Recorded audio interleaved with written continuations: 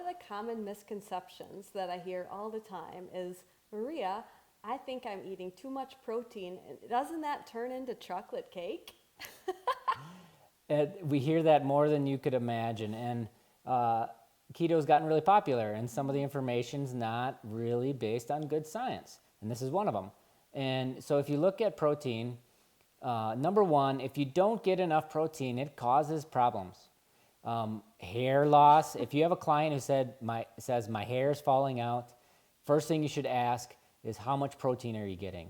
If their protein is too low, you will start to see more hair loss. And I will say that most of the females that I coach, they are often doing fat bombs or fat fasts or egg fasts. And it's almost impossible to get all of the protein in that you need in a day for your proper hormones, your hair, and all of that. So you got to get to that protein goal. And so the protein goal is, we always do 0.8 times your lean body mass for your grams of protein a day. Which isn't a huge amount. You know, somebody who's got a lean mass, a typical woman who's like 5'4", maybe they have 100, 110 pounds of lean mass. That's 80, 85 grams of protein. That's not a large amount. That's not a large amount, but we get so many people that are doing 40 grams of protein. They're being told, because the rate is stalled, to lower the protein even more and up the add fat. more fat.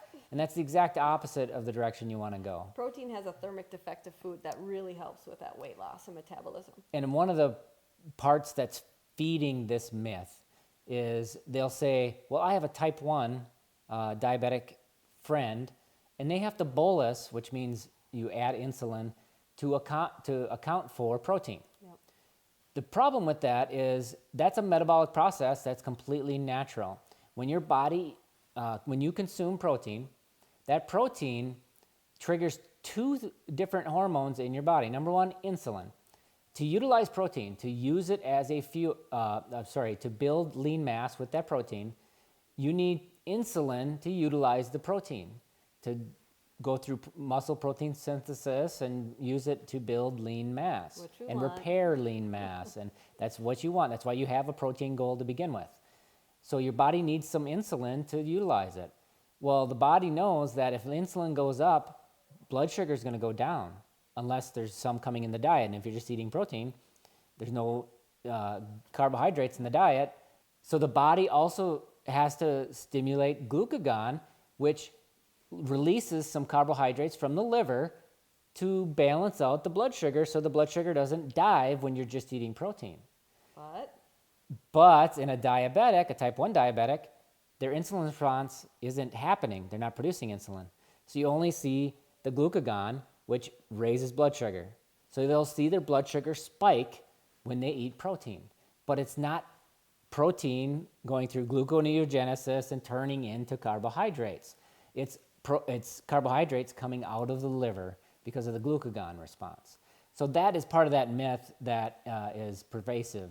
And you really want to look at protein as your goal. You need a certain amount to ensure that you repair your muscles, you're building new muscle, and staying very vibrant as you age. And as you age, you actually need more protein. The older you get, your protein goal actually goes up. So if you're in your 60s or 70s, you want to be more like 1 times your lean mass if you're in your 60s and 70s, because you need more protein to maintain your lean mass and rebuild the lean mass.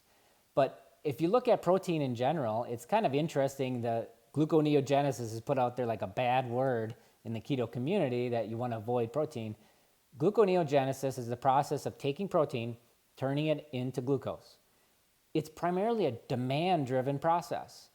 What happens is if the body is getting low in blood glucose, i.e. you're eating a ketogenic diet, right? So you're not eating very many carbohydrates. If the blood glucose gets a little too low, gluconeogenesis kicks in to get the blood glucose back up to safe levels so it doesn't go too low. This is what enables a ketogenic diet. It's not the enemy of a ketogenic diet. It's what enables it. Yeah. And so we can't look at this process as the bad guy. And also, if you think of it just from biology, it takes 5 ATP to take to turn one protein into one glucose molecule. 5 ATP, and then another 2 ATP to turn that glucose into fuel in the cells.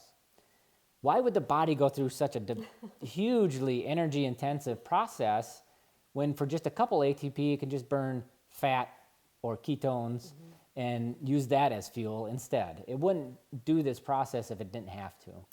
One of the reasons why I think people do those fat bombs and fat fasts and they see a lot of weight loss, maybe for a little bit, is because they are losing a lot of muscle mass. And muscle weighs a lot more than fat. It weighs a lot more than fat. But I got to tell you, I love my strong muscles. I don't want to lose those. And we know it's physics. You cannot build muscle on fat. You need amino acids, and amino acids are found in protein.